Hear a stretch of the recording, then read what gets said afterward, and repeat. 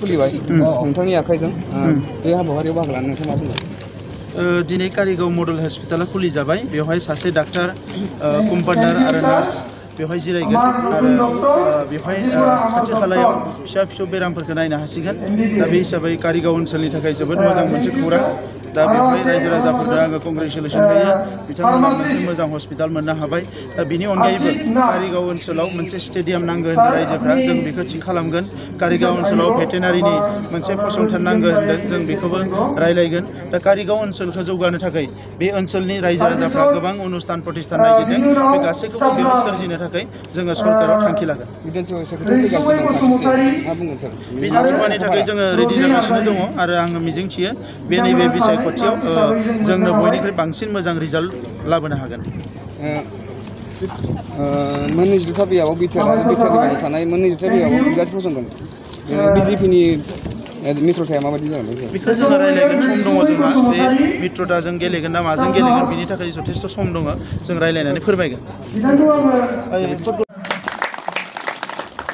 Thank you सार। बिनि उनाव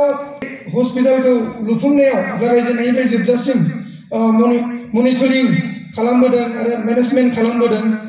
बिथां बोरायजानो खावलायबाय साबायखर थाबाय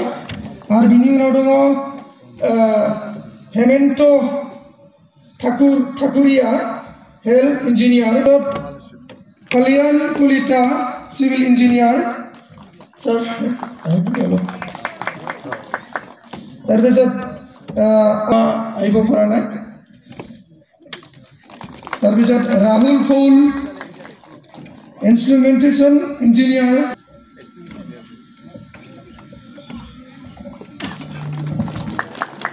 साबायखर थाबाय बिथांमोननिसिम बिथांमोनानो बे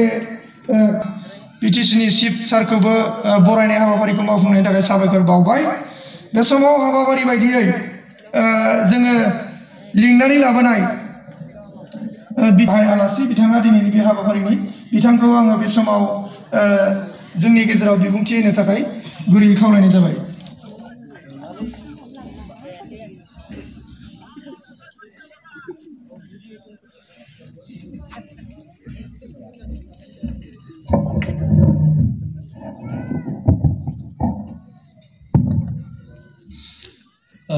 दिनैनि